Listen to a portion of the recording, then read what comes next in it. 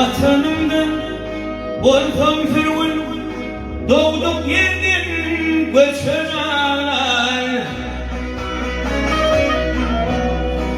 Sayrak dilim alsam burun, icmalar, icmalar.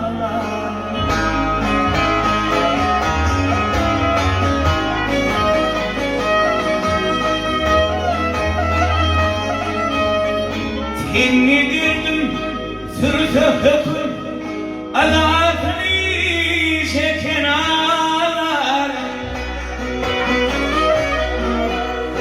İmma tamay şüphetikin icmalar, icmalar.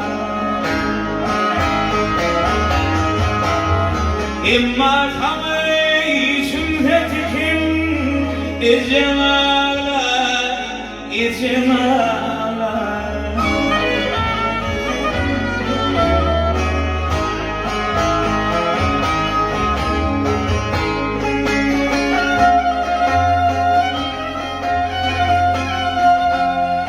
Yegemi yolum kıyni, ağır yolu geçen ağlar. Yemin biri, yemin biri, yemayene icmalar.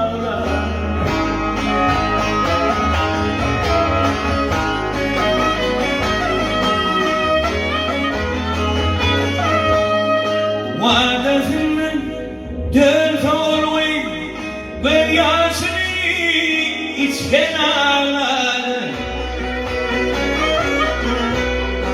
Oğlum yanlı deyip oğlayı, icmalar, icmalar.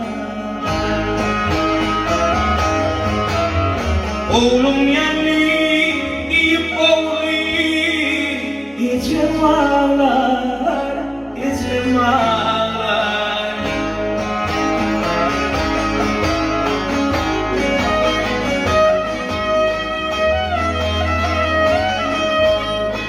Beni bir gün yer yudar, yaşayırlar seçen ağlar. Kırkımdan son yarımdır, immayene icmalar.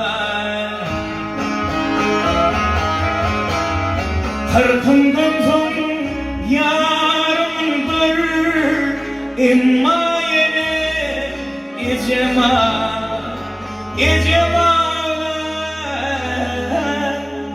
icmalar.